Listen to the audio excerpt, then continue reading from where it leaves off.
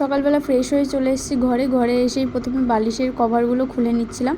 অনেক দিন ধরে ভাবছি এগুলো কেচে দেবো, কিন্তু বৃষ্টির জন্য তো হচ্ছিল না, তাই আর কি এখন ভিজিয়ে রাখবো। রান্নাও কমপ্লিট হয়ে গেলে তারপরে ওগুলো স্নানের আগে কেচে দেবো, কারণ জামাকাপড় একটুখানি ভিজিয়ে না রাখলে আর কি পরিষ্কার হয় না ঠিকভাবে। আর এদিকে বরমশাইকে দুটো ডিম সিদ্ধ করে দিয়েছিলাম, সকালবেলা ও খেয়ে কাজে যাবে, তার সাথে আমি সয়াবিনটাও সিদ্ধ করে নিয়েছিলাম। আর এদিকে রান্না করেছিলাম সয়াবিন দিয়ে, আলু দিয়ে আর পটল দিয়ে তরকারি করেছিলাম একটা, আর করেছিলাম হচ্ছে ভেন্ডি ভাজি। তারপর ঘরে এসে বিছানাগুলো তুলে নিচ্ছিলাম, ওদিকে তো বড়মশাই চলে গেছে কাজে, আর এদিকে আমি বিছানাটা তুলে নিচ্ছিলাম। আর এত পরিমাণে গরম পড়ছে, আমরা তো বড় ঘরে শুতেই পারছি না, তাই কদিন ধরে চলে এসেছি আমরা এই টিনের ঘরটায় আর কি শুচ্ছি।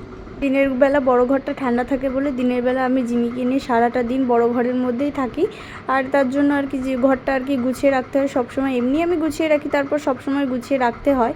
আর এদিকে আমি ফ্রিজে আগে জল ভরে রাখছিলাম, কারণ এত পরিমাণে গরম পড়েছে, সবাই প্রত্যেক দিন কাজ থেকে বাড়ি এসে আগে এক বোতল ফ্রিজে ঠান্ডা জল খাচ্ছে।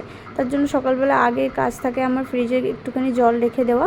তারপর আর কি আমি ঘরটা সুন্দর করে মুছে নিচ্ছিলাম, কারণ মাঝে মধ্যে নিচেও শোয়া হচ্ছে, তোষকের পরে ঘরের মধ্যে আর কি শোয়া যাচ্ছে না, তাই মাঝে মধ্যে আমি আর জিমে একসাথে নিচে শুয়ে থাকছি।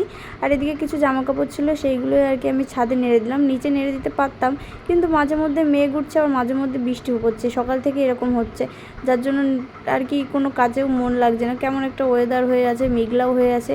তাই সব জামাকাপড়গুলো কেচে আমি উপরেই নেড়ে দিলাম। আর এদিকে দেওর এখনও ঘুম থেকে ওঠেনি, ও আমার সাথে গল্প করছিল, ঘরের মধ্যেই ছিল, আমি ওর সাথে গল্প করছিলাম আর উপরের এই কাজগুলো সেরে নিচ্ছিলাম।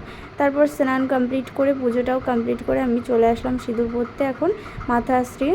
তো সিঁদুরটা পরে নিয়ে এখন যাব খাবার ঘরে। তোমরা কিন্তু সাবস্ক্রাইব করতে ভুলো না, অবশ্যই কিন্তু চ্যানেলটাকে সাবস্ক্রাইব করো। বাই।